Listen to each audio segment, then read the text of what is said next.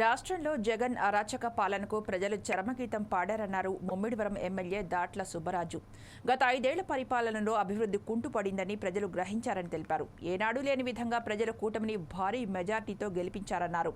తమని ఆదరించిన ప్రజలకు ఆయన కృతజ్ఞతలు తెలియజేశారు.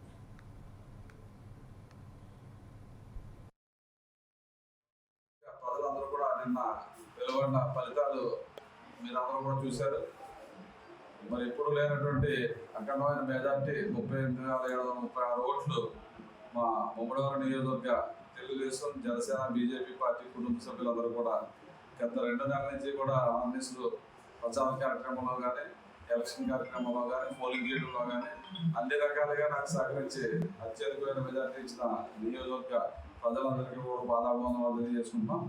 అదేవిధంగా మీరు ఎంతో నమ్మకంతో మరి ఈరోజు మన నియోజకవర్గ అభివృద్ధి గురించి పుట్టుబడిన ఉద్దేశంతో మీరు అందరూ కూడా అర్థం చేసుకున్నారు. 2014 నుంచి 19 వరకు మన పరిపాలన, మరి 19 నుంచి 24 వరకు కూడా ఈ వైఎస్ఆర్ ప్రభుత్వ పరిపాలన చూశారు.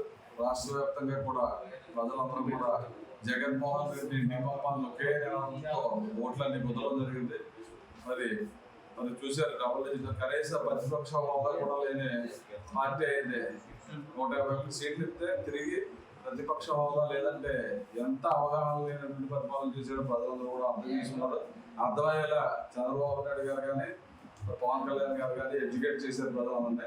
మేమందరం కూడా ప్రతి వార్డు దగ్గర 3 సార్లు వెళ్ళి మా సూపర్ 6 పథకాలు కానీ, మేనిఫెస్టో కానీ, మనం చేసిన అభివృద్ధి కానీ, రిలీవ్స్ కానీ, మనం చేయబోయే అభివృద్ధి కానీ అన్ని కూడా ప్రజల్లో తీసుకెళ్ళాం. కాబట్టి మన నాయకులు అందరూ ఎంతో కష్టపడి ప్రజల్లో తీసుకెళ్ళారు. కాబట్టి ఈరోజు అనుభవమైన విజయం మనకి ఇచ్చారు. కాబట్టి మరొకసారి మరి 2024 నుంచి 2029 వరకు కూడా మరి ఏదైతే మన ప్రభుత్వం ఎన్డీఏ ప్రభుత్వం అధికారంలో ఉంటుందో తప్పనిసరిగా అత్యధికమైన నిధులు తెచ్చి మీరు నా మీద పెట్టిన నమ్మకాన్ని వమ్ము చేయకుండా మన నియోజకవర్గాన్ని ముందు వరుసలో పెట్టడానికి నేను అహర్నిశలో కృషి చేస్తానని చెప్పి తెలియజేసుకుంటూ మన నియోజకవర్గ ప్రజలందరికీ మరొకసారి పేరు